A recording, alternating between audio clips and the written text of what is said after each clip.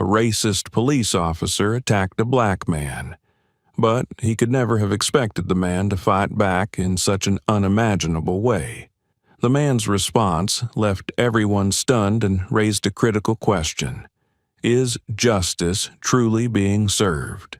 If you're curious about this emotional and unexpected story, don't forget to subscribe to our channel and share where you're watching this video from. We'd love to connect with viewers from around the world. The soft light of dawn bathed the quiet streets of Atlanta, painting the historic houses in warm hues of orange and pink. Birds chirped from the treetops, blending harmoniously with the rustling leaves in the gentle morning breeze. The Central Park remained mostly deserted, with only a few early risers jogging and a couple of dogs trotting alongside their owners. On a winding, tree-shaded path, the rhythmic sound of steady footsteps broke the morning stillness. It was Eric Carter, a renowned black Olympic athlete. With his tall, muscular build, Eric ran like a perfectly programmed machine. Every stride exuded energy and precision, the result of years of relentless training. His morning runs were a vital part of his daily routine, offering not only physical conditioning, but also a sanctuary from the pressures of life, a place to find balance. Yet, Eric's journey to success had been anything but easy.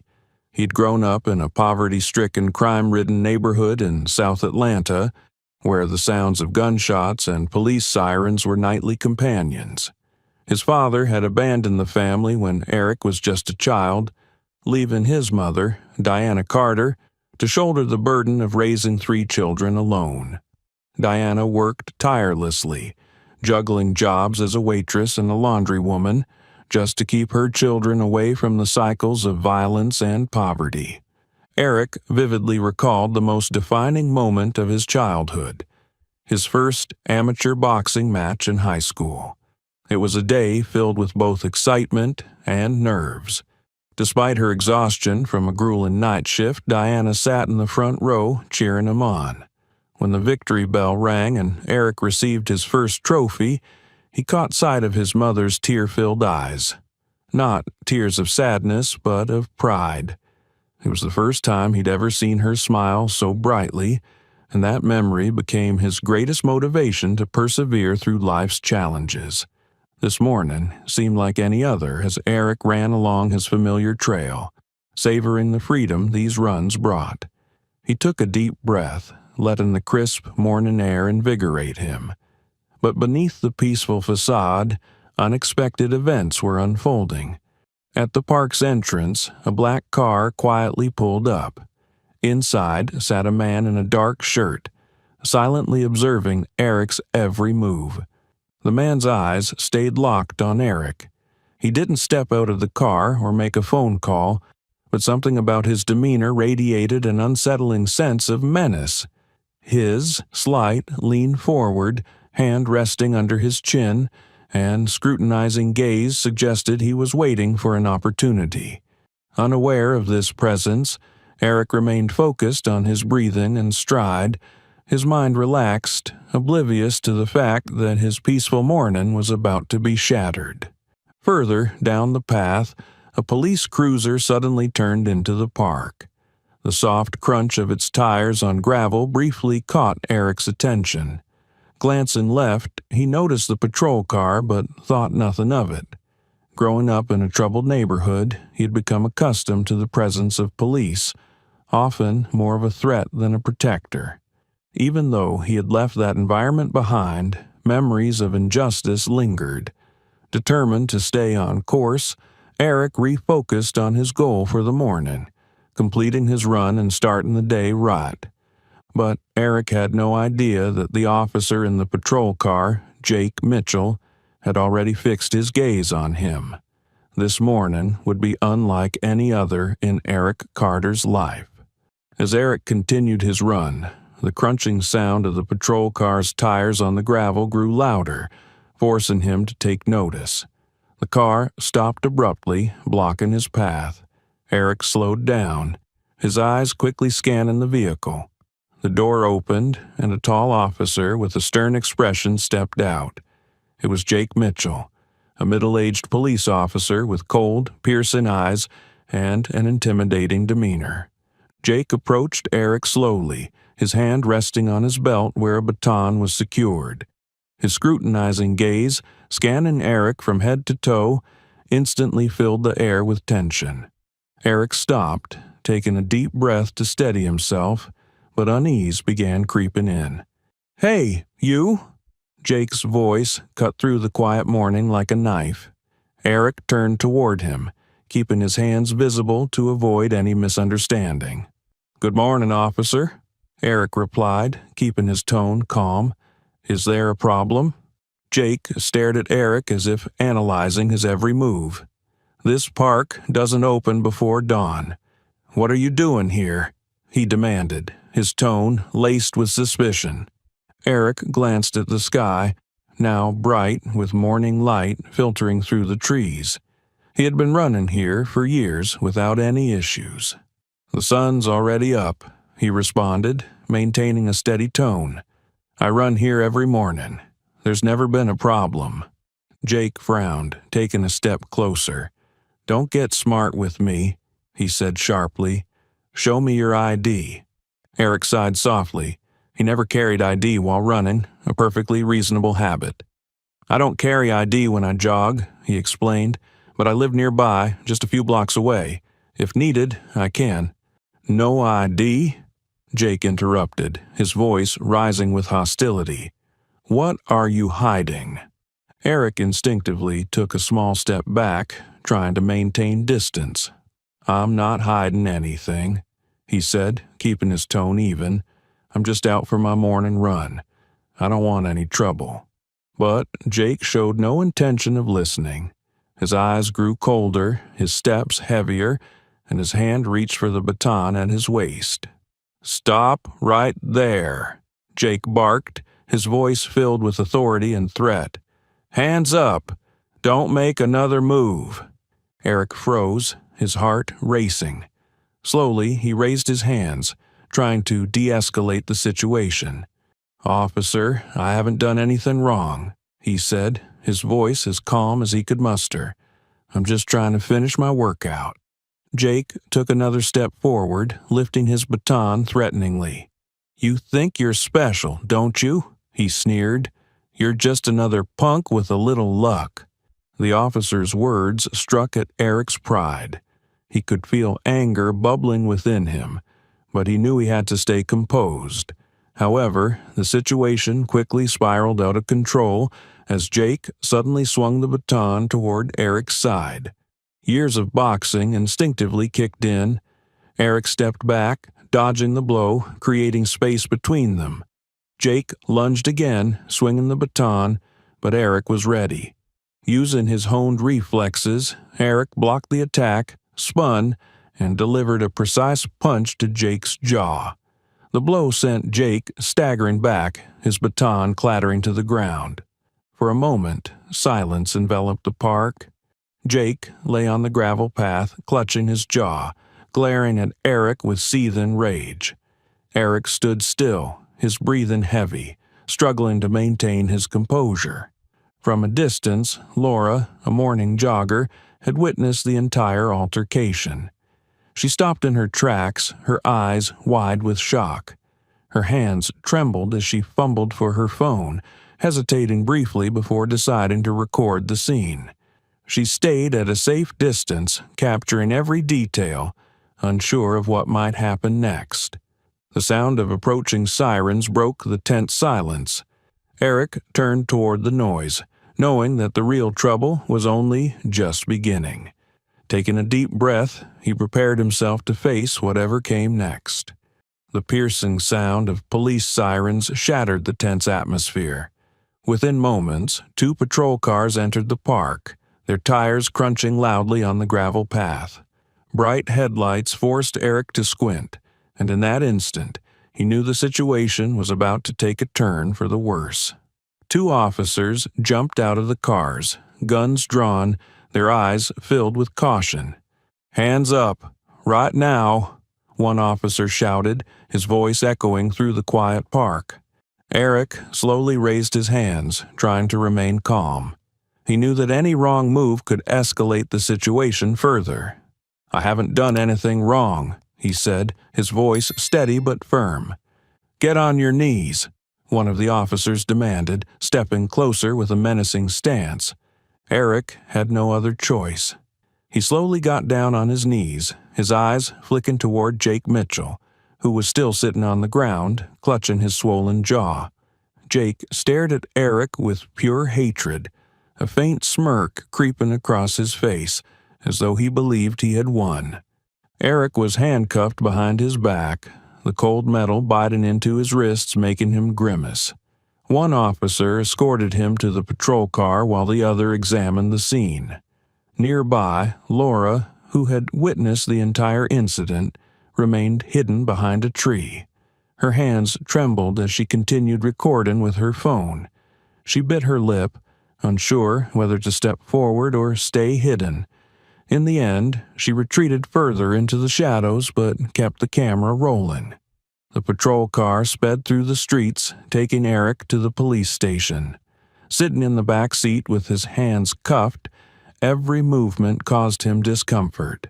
Through the window, he saw the familiar streets and neighborhoods of Atlanta, where he had grown up. Yet now, they seemed distorted, alien, warped by the humiliation he was feeling. Memories came flooding back.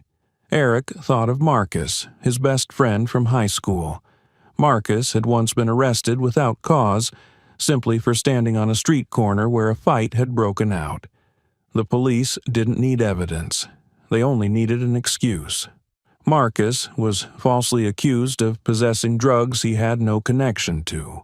He fought to prove his innocence, but the system crushed him. The years he spent in prison changed his life forever. And now, Eric couldn't help but wonder, would he be next? At the station, Eric was led down a narrow, dimly lit hallway. The flickering neon lights cast a cold glow on the peeling walls. Curious and scornful glances from other officers followed him, each gaze feeling like a silent verdict, carving deeper into his sense of helplessness. "Put him in interrogation room 3, one officer instructed, his tone monotone as if it were just another routine task. Eric was shoved into a small, cramped room with nothing but a metal table and 2 chairs. The handcuffs were removed, leaving red marks etched deep into his wrists.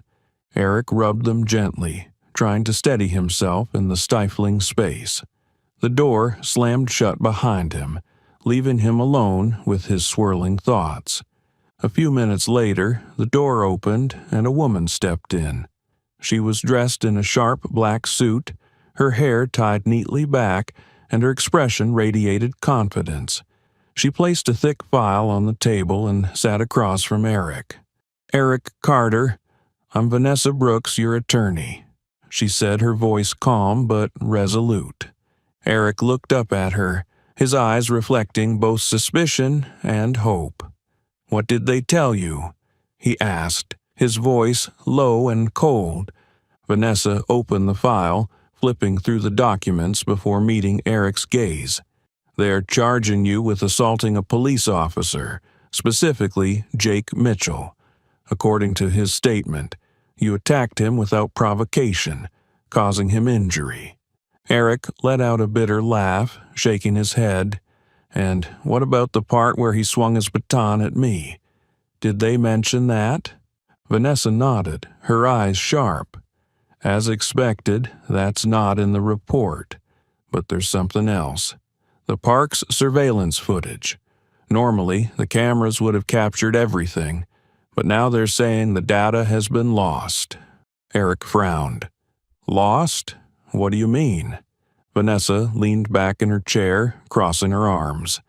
"I mean, they're trying to cover something up. I've seen this happen before. When the system starts protecting itself, evidence tends to mysteriously disappear." The interrogation room door suddenly burst open. Another officer entered, a tall, imposing man with a cold expression. It was Matt Grayson, a longtime friend of Jake Mitchell. He strode to the table, casting a mocking glance at Vanessa. "Brooks, I hear you're digging into this," Grayson said, his voice low but menacing. "Here's some advice. Don't make things more complicated." Vanessa didn't flinch. She stood up, meeting Grayson's gaze head-on, her expression unwavering. "I'm doing my job, Officer Grayson, and no one, not even you, will stop me from defending my client." Grayson smirked, his eyes flicking to Eric with disdain.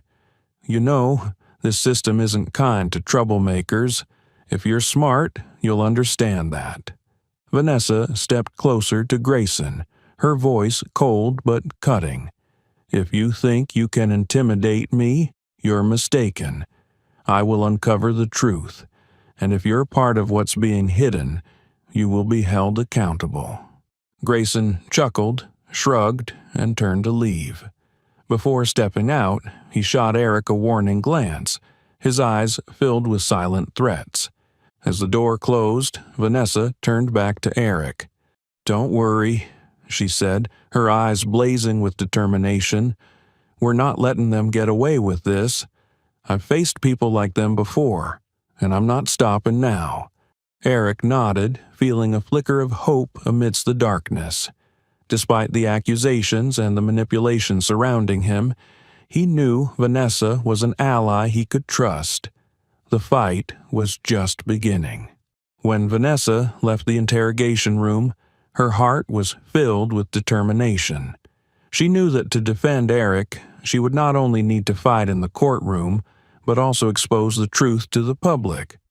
With the initial clues from Eric, she began her investigation to uncover critical evidence, and the first person who came to mind was Mike Harris. Mike Harris was a seasoned journalist known for his articles exposing injustice and corruption within the police force.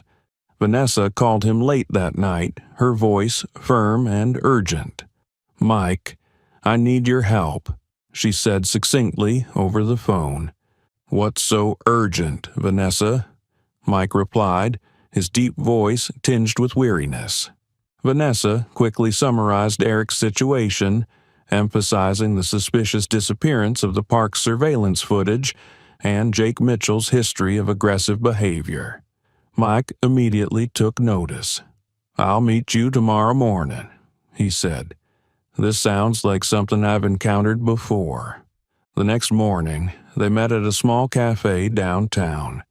Mike, with his trusty notebook and sharp gaze, listened intently as Vanessa laid out the entire story. After jotting down notes, he set his pen down and looked at her. "Vanessa, I'll help you," Mike said, his voice resolute. "Guys like Mitchell are nothing new to me. We need to dig into his records and find out what the system is trying to hide." Vanessa nodded, her eyes brimming with hope. "I trust that if anyone can turn this case around, it's you." Mike started with the park where the incident took place. He met with maintenance and security staff, trying to learn more about the surveillance system. After several inquiries, he encountered Chris, a young maintenance worker. Chris appeared nervous when Mike brought up the surveillance footage. "I don't know anything," Chris said, avoiding eye contact. But Mike was not one to give up easily. He continued to press, emphasizing that staying silent would only enable injustice. Eventually, Chris sighed and confessed. "I was forced to delete the footage," he said quietly, his voice trembling. "Officer Grayson came to see me the night of the incident. He said the footage would cause unnecessary trouble and ordered me to erase it immediately." Mike narrowed his eyes. "Did you keep a backup copy?" Chris shook his head, his face filled with guilt. "I was scared. They have too much power, but I know what I did was wrong." Mike documented every word Chris said and promised to protect him if he agreed to testify. Chris nodded hesitantly, though fear still lingered in his expression. Mike delved deeper into Jake Mitchell's records. He spent hours at the public library, combing through old newspaper articles and public files. What he found left him outraged. 3 years ago, Jake had been accused of harassing a black man in South Atlanta. In that case, Jake used unnecessary force, beating the man so severely that he ended up in the hospital. However, the case was quickly dismissed due to a lack of evidence, and the surveillance footage from the incident had mysteriously gone missing. Mike also uncovered a long list of complaints against Jake from the community, including allegations of racial discrimination and abuse of power. Yet all these complaints were handled internally and never reached the public eye. While Mike pursued his investigation, Vanessa focused on finding additional witnesses. She remembered Eric mentioning a woman who had witnessed the incident at the park. After some effort, she located Laura, the jogger who had been nearby that morning. When Vanessa approached her, Laura was initially terrified. "I don't want to get involved," she said, her eyes filled with anxiety. "I'm just a bystander." Vanessa smiled reassuringly, trying to calm her down. "I understand, Laura, but Eric needs the truth, and your video could be the key to proving his innocence." Laura hesitated for a long moment, but after reading Mike Harris's article detailing Jake Mitchell's history of abusing power, she made a decision. "I can't stay silent. If I don't speak up, they'll keep doing this to others." Laura handed over the video to Vanessa. The footage clearly showed Jake raising his baton and striking first, forcing Eric to defend himself. It was a critical turning point in the case. Mike Harris immediately wrote a detailed article exposing the truth. He highlighted Jake Mitchell's history of abusing power, Chris's confession about being coerced into deleting evidence, and Laura's video footage. The article was published in a major newspaper and quickly went viral on social media. The public was outraged. Human rights organizations staged protests in front of the police department, demanding justice for Eric Carter. The growing public pressure forced the legal system to reevaluate the case with greater scrutiny. Vanessa met Eric again, bringing along the video footage and Mike's article. "We've reached a turning point," she said, her eyes glowing with optimism. "Justice might finally be within reach." Eric took the article and read every word carefully. Hope swelled within him, though he knew the fight was far from over. "I'll keep fighting," he said, "not just for myself, but for everyone who doesn't have a voice." Vanessa nodded, her eyes shining with determination. "We're not stopping, Eric. This is just the beginning." Early the next morning, the district courthouse was packed with people.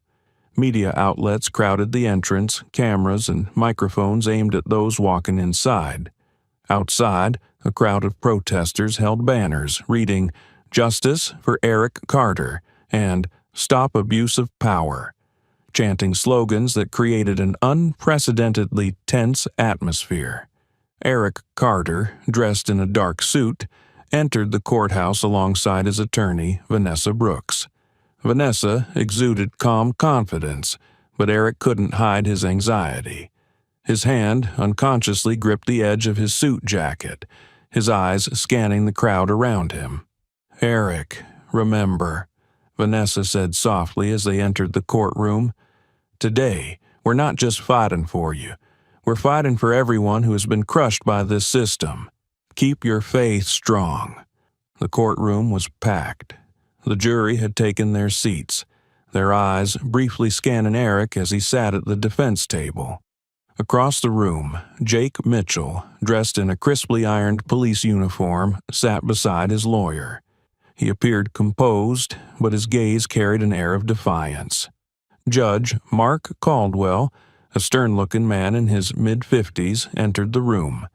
The sound of his gavel silenced the crowd. "Court is now in session. We will begin the trial of Eric Carter," he announced. Prosecutor Karen White, a sharp and relentless attorney, rose to deliver her opening statement. "Ladies and gentlemen of the jury, we are here today to uphold a fundamental principle. the safety and respect owed to our law enforcement officers. The defendant, Eric Carter, is not an ordinary citizen.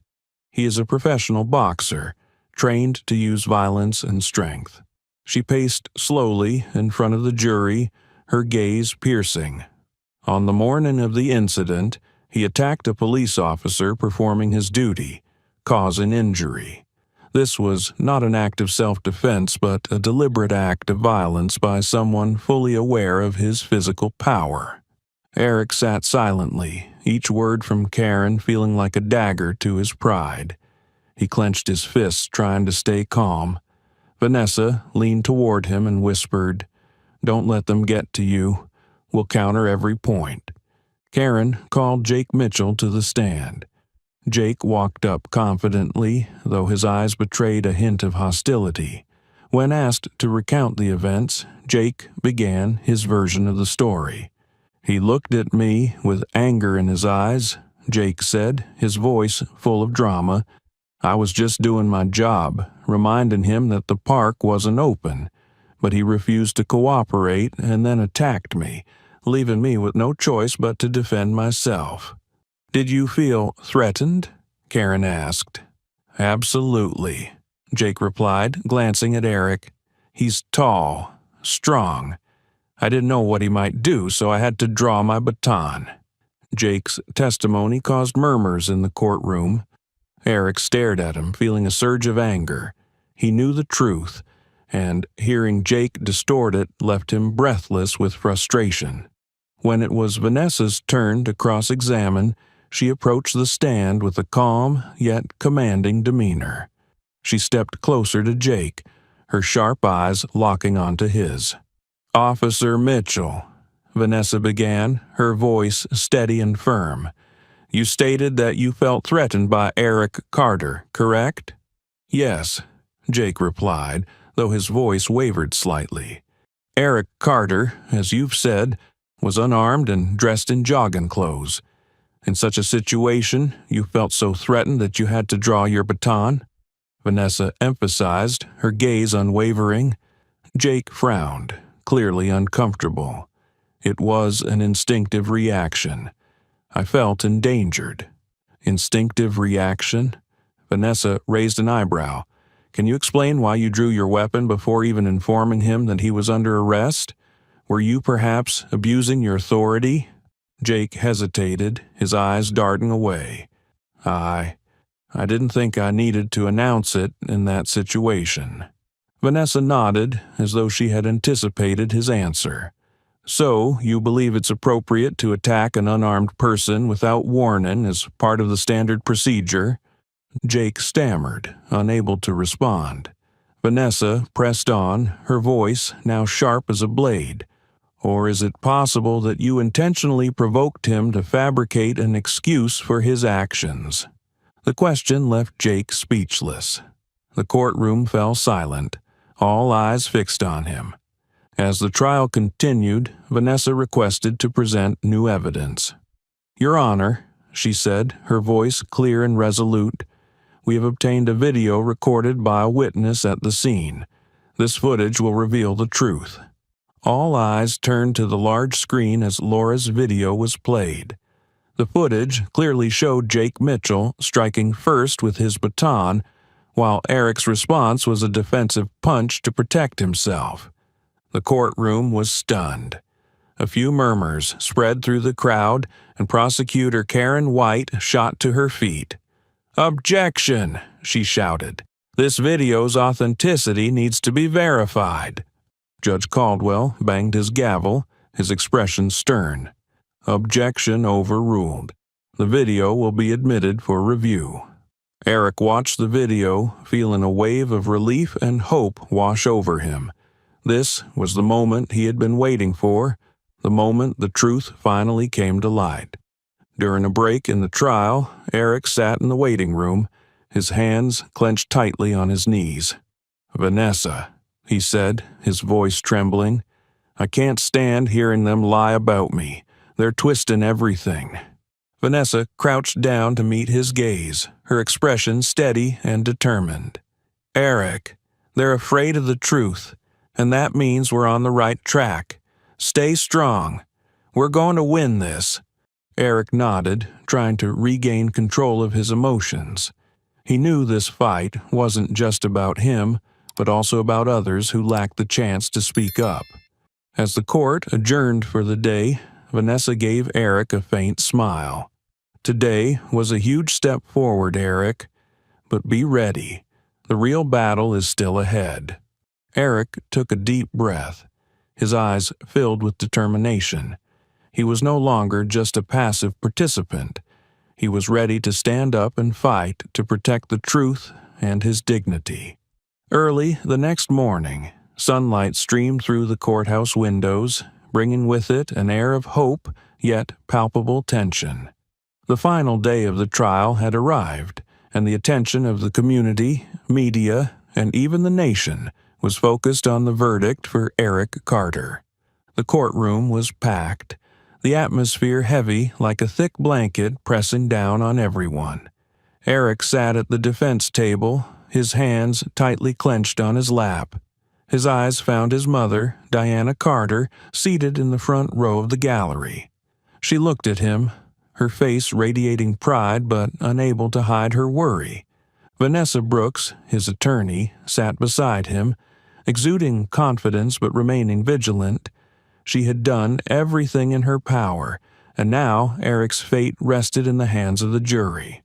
"Eric," she said softly, "no matter what happens, remember that you fought with everything you had, not just for yourself, but for the entire community." When the jury re-entered the room, a hushed silence fell over the crowd. The forewoman, a composed, middle-aged woman, carried a small envelope containing the verdict. The room held its collective breath. Eric felt his heart pounding as if it might burst from his chest. Vanessa placed a reassuring hand on his shoulder, a small gesture that brought immense comfort. Judge Mark Caldwell looked toward the jury and nodded. "Madam Forewoman, please deliver the verdict," he said, his voice cutting through the tense silence. The forewoman took a deep breath before opening the envelope, pulling out a piece of paper, and beginning to read. "In the case of the state of Georgia versus Eric Carter, we, the jury, have reached a decision." She paused briefly, her gaze meeting Eric's before continuing. "We find the defendant not guilty." Those words shattered the darkness like a ray of sunlight piercing through storm clouds. The courtroom erupted into cheers and applause from Eric's supporters. Outside, the crowd heard the news through loudspeakers and broke into jubilant chants of "Justice for Eric Carter," their voices echoing more powerfully than ever. Eric sat frozen for a moment, as though unable to process what he had just heard. A wave of emotion surged within him. His mother, Diana, burst into tears, unable to hold back her happiness. She stood up and rushed toward him, ignoring the eyes of those around her.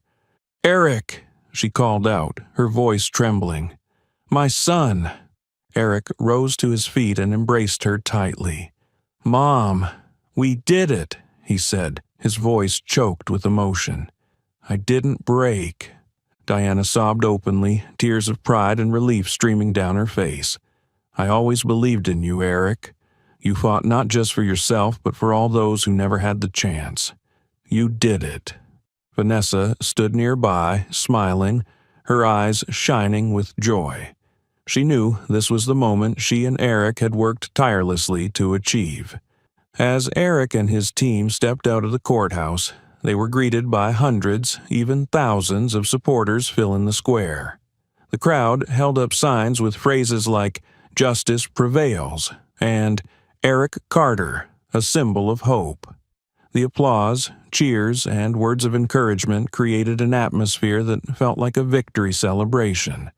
Eric climbed onto a simple wooden platform that had been set up outside. He looked out over the crowd, feeling the immense weight of responsibility on his shoulders. But this time, he was ready to bear it. He took a deep breath, raised the microphone, and began to speak. Today, this isn't just my victory. This is our victory. This is a win for everyone who has ever been silenced, mistreated, or discarded simply because of the color of their skin." The crowd responded with thunderous applause. Eric continued, his voice filled with passion. "But this fight isn't over. This is only the beginning.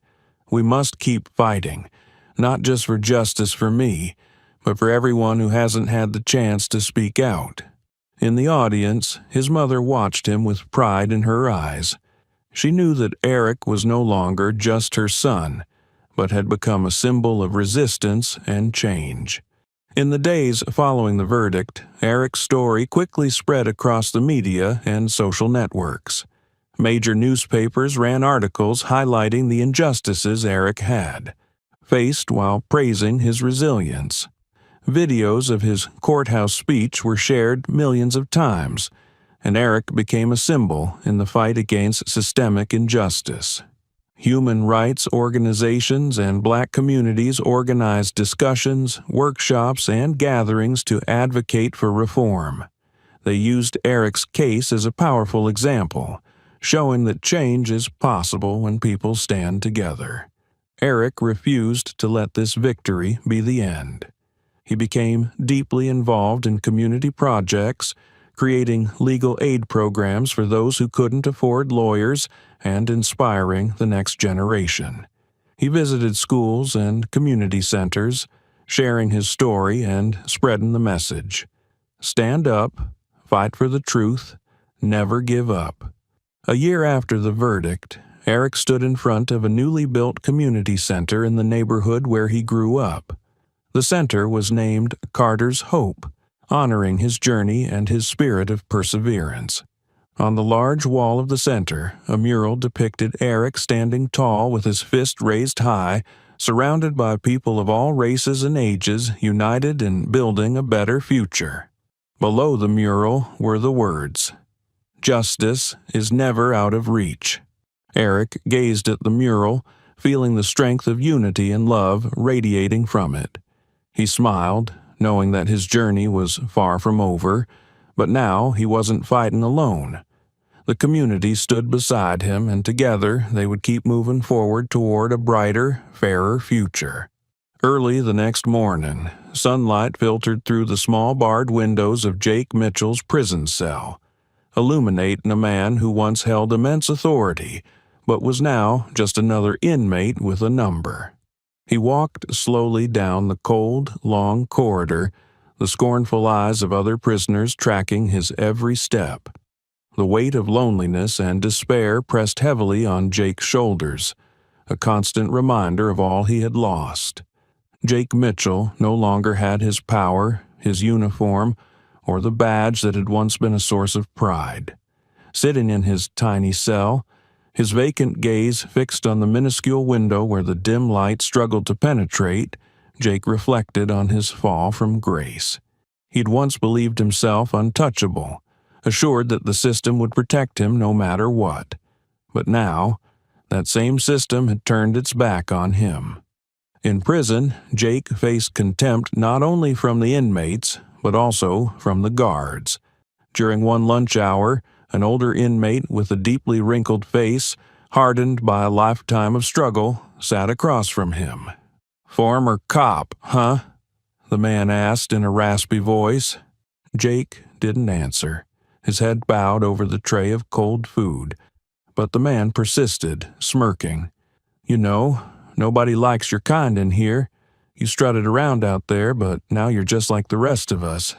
Jake remained silent. But inside, he felt the sharp sting of isolation and collapse. The colleagues who had once been close now avoided him.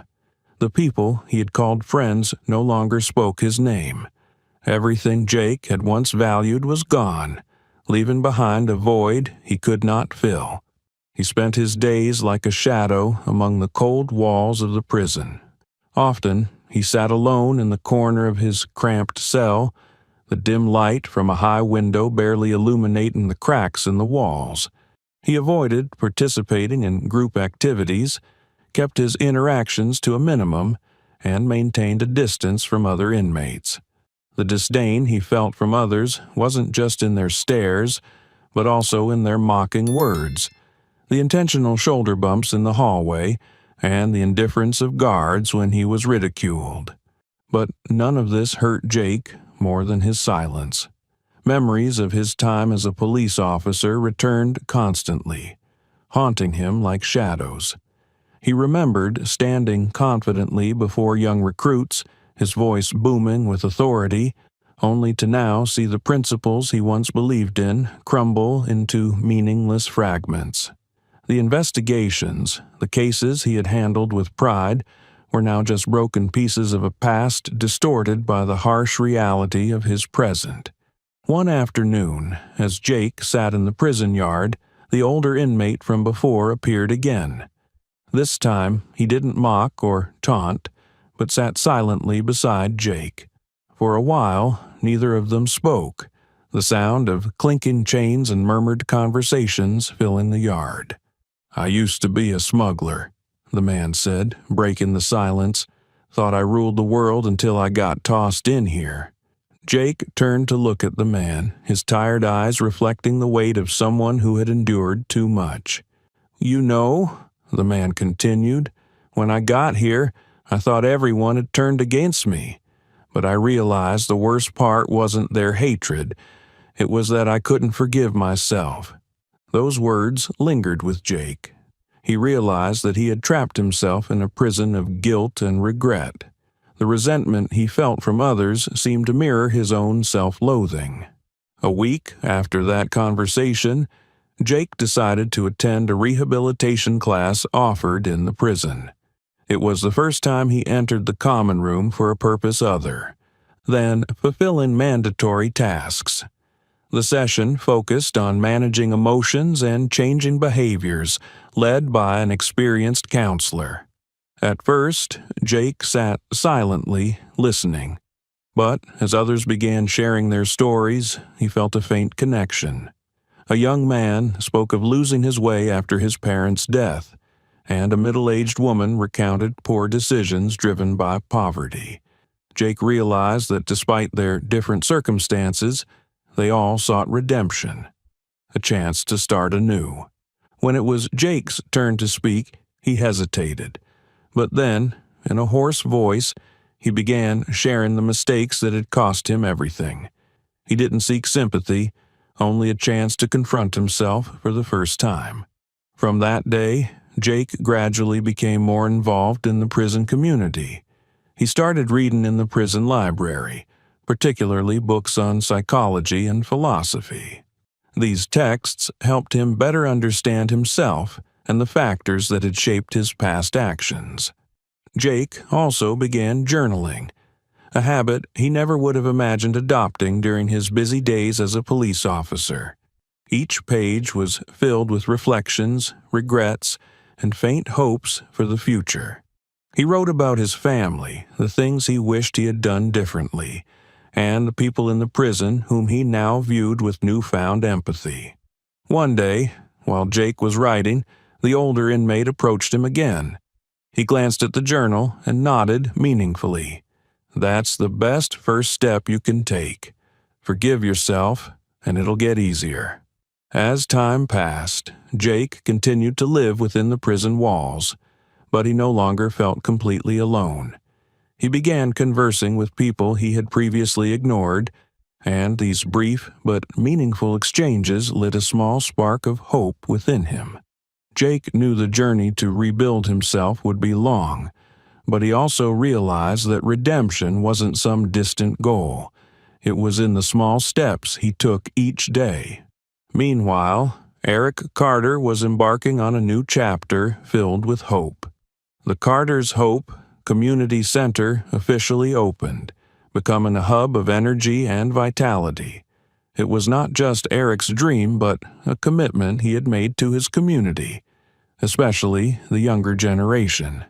On the center's opening day, hundreds gathered on the grounds. Laughter echoed everywhere as children ran and played while parents explored the facilities. Eric stood on a small makeshift stage, looking out at the crowd. Beside him stood his mother, Diana, her radiant smile reflecting her pride.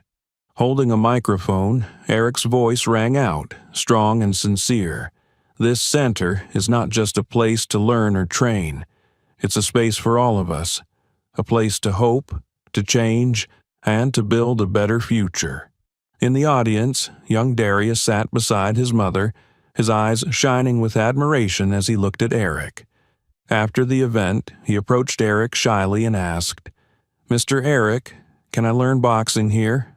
Eric smiled, placing a hand on the boy's shoulder. "Not just boxing, Darius. You can learn anything you want, if you dare to dream." Carter's hope quickly became a beacon in the neighborhood. In the boxing gym, Eric taught young people not only how to throw punches and defend themselves, but also about patience and discipline. Boxing isn't just about strength, he told his students during one session. It's about control. If you can control yourself in the ring, you can control yourself in life. Elsewhere in the center, volunteers helped students with homework and life skills. A small room was turned into a creative space where children could paint, write, and even learn musical instruments. On the walls, a large mural painted by local teens depicted a united community with Eric at the center, his fist raised in inspiration. Eric's story and the center's success quickly drew attention from nonprofit organizations and the media. Major sponsors began funding expansions, while local leaders visited and pledged their support. At a community leaders workshop, Eric shared, "We can't change the past, but we can shape the future." This center is proof of that. By investing in our youth, we're investing in a better tomorrow. Eric's journey didn't just end with personal triumph. His story became a case study in law enforcement training programs nationwide, highlighting the consequences of discrimination and abuse of power. New policies emphasized fairness and transparency in policing, including the use of body cameras and independent review boards for citizen complaints. The public's pressure also forced systemic reform. A federal investigation led to the dismissal of officers involved in abuses of power and evidence tampering, including Matt Grayson, who was prosecuted and lost his job for helping Jake erase critical video evidence. A year later, Eric stood at the entrance of the expanded community center. A large sign now read, "Carter's Hope, Building the Future." As Eric walked into the bustling grounds, the sound of children's laughter filled the air. He paused to watch a group of kids training in the boxing gym. Among them, Darius, now taller and more confident, was enthusiastically guiding a younger boy. "Keep your hands up, you've got this," Darius encouraged, his voice filled with energy. Eric smiled, feeling pride not just in himself, but in the community they had built together. As the sun set, Eric sat on the center's steps, gazing at the sky. His phone buzzed with a message from his mother. "You are my pride, Eric. Thank you for everything." He smiled, setting the phone aside and looking into the distance. His journey was far from over, but he knew that with the support of his community, he could face anything. Carter's Hope was more than just a place. It was a symbol of faith, hope, and the power of unity. A place where young people could dream and work toward a fairer future.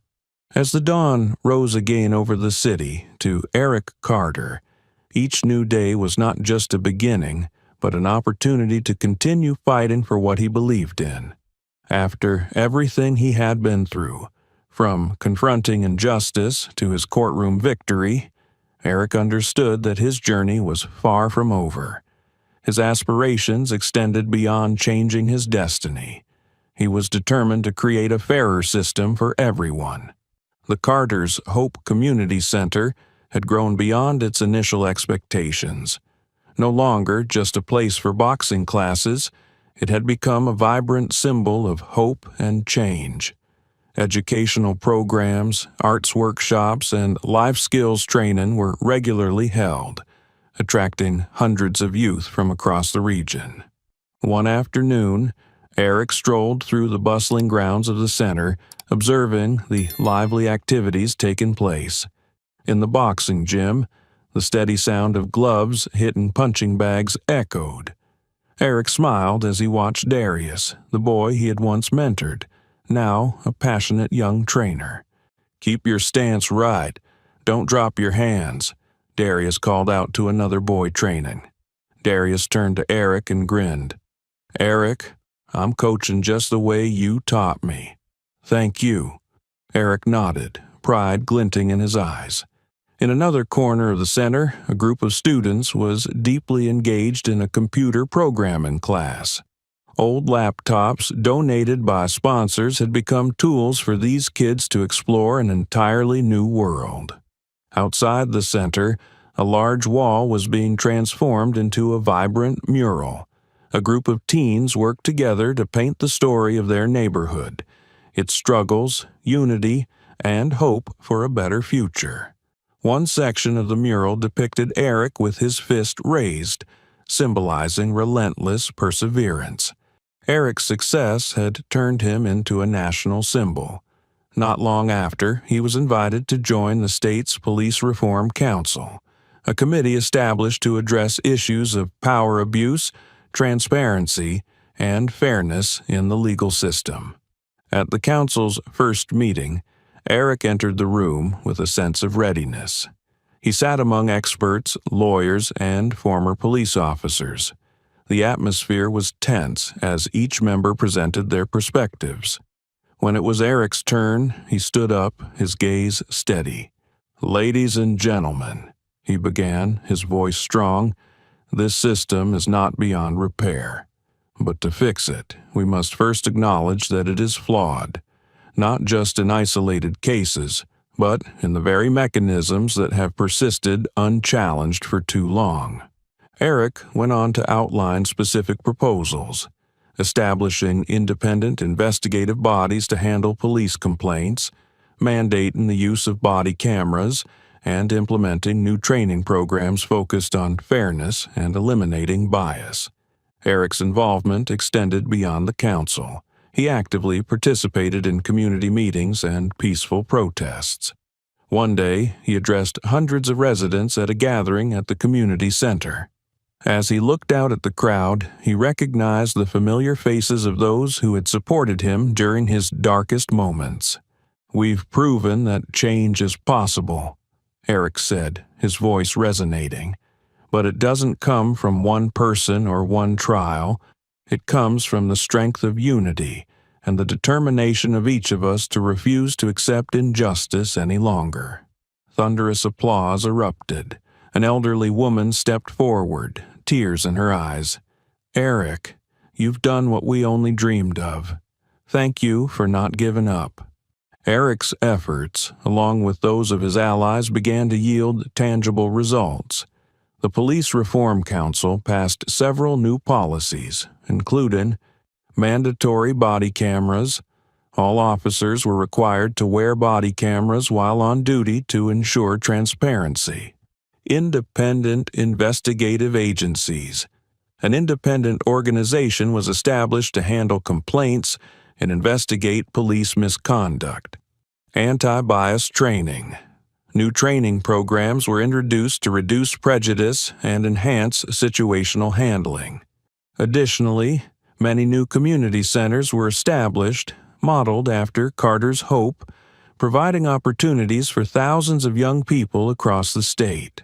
One afternoon, while walking through the center's grounds, Eric noticed a boy practicing a speech. The boy looked up, his face beaming. "Mr. Eric, I'm writing a speech about you. I want to be like you when I grow up." Eric smiled warmly, his heart swelling with pride. He knelt and placed a hand on the boy's shoulder. "You can be anything you want to be, and I know you'll do even better than I ever could." In the months that followed, Eric continued his work with tireless energy. He collaborated with activists and politicians to expand his reach, not just in police reform, but also in developing educational and community support programs. One evening, as he sat on the steps of the center, gazing at the starry sky, his phone buzzed with a message from Vanessa. "You've overcome every obstacle to change an entire system. I'm proud of you." Eric set the phone down, smiling. He knew his journey was far from over, but he also knew he was no longer alone. With the support of his community and a steadfast belief in justice, Eric Carter pressed forward, building a future where everyone was treated fairly. Carter's hope was more than just a physical space. It was a symbol of strength, unity, and hope. A place where anyone, regardless of their background, could find opportunity and the courage to overcome adversity. A year after Eric Carter was acquitted, the city seemed to have donned a new visage. The bright morning sun illuminated the central square, where hundreds had gathered to celebrate a victory that belonged not only to Eric but to an entire movement. Banners with slogans like "Unity is strength" and "Justice never sleeps" fluttered in the wind, mingling with cheers and the uplifting sounds of music. Today, Eric Carter was no longer a man fighting injustice alone. He had become a symbol of hope, resilience, and the power of collective action. The square was packed, and the stage was modestly yet elegantly decorated. Behind the curtains, Eric adjusted his tie before stepping out. His mother, Diana, stood nearby, her eyes filled with pride. Vanessa Brooks, who had stood by Eric through his toughest moments, gave him an encouraging nod. As Eric walked onto the stage, the crowd erupted into thunderous applause. He paused for a moment, taking in the sea of faces, familiar ones who had supported him throughout his arduous journey. His eyes glistened with emotion. Holding the microphone, Eric began his speech, his voice resonating across the square. "Today, we are not just celebrating my victory," Eric began, his gaze sweeping across the crowd. "We are celebrating the power of unity. A year ago, I stood before a court, facing false accusations.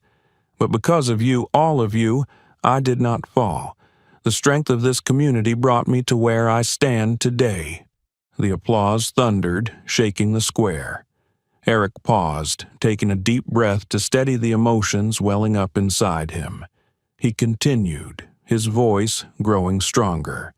"This victory is not just mine. It belongs to everyone who has ever been marginalized, dismissed, or silenced. We have proven that justice is not just a dream, it is a goal worth fighting for." Eric's tone shifted, becoming more serious as he addressed the crowd. "Over the past year, we've witnessed real change. Jake Mitchell, who once abused his power to intimidate others, is not only facing the initial charges but has been prosecuted for multiple past offenses. This isn't just about punishing an individual. It's a sign that the system is starting to change." He added, "Body cameras are now mandatory for all officers in this state. An independent investigative body has been established to handle complaints and misconduct. Most importantly, new training programs have been implemented, focusing on reducing bias and fostering understanding between law enforcement and the community." Eric's words ignited the crowd. Applause roared, and many in the audience raised banners demanding further reforms. Eric turned his attention to the group of teenagers seated in the front row, where Darius and his friends listened intently. "To you, the younger generation, I have this message. Never let anyone tell you that you can't change the world. You have the power to do it, and I stand here today to tell you that every dream can come true if you dare to act." Darius, once the first student at Carter's Hope Community Center, stood up and raised his fist. The crowd responded instantly, creating a wave of chants. "Justice! Unity! Hope!" Eric smiled, feeling the energy and belief spreading throughout the square. After the ceremony, Eric spent time speaking with members of the community. An elderly woman approached him, tears welling in her eyes. "Eric, you're not just a hero of that trial. You've rekindled a hope we thought we had lost long ago." Eric bowed his head in gratitude, but refused to let the praise distract him from the bigger mission. That afternoon, he returned to Carter's Hope, sitting in his modest office as he looked out at the children playing, learning, and training. The center had become a haven, not just a place to learn but to dream and grow. On the center's wall, a recently completed mural depicted Eric with his fist raised high, surrounded by people from all walks of life. The words beneath it read, "Justice is not just a dream, it's action." Eric didn't stop with building a community center. He continued to serve on reform councils, working with activists and politicians to establish similar centers nationwide. His story was shared in schools and police training programs, and even inspired several documentaries about justice and unity. One day, while reviewing the mail sent to the center, Eric came across a letter from a boy in another state.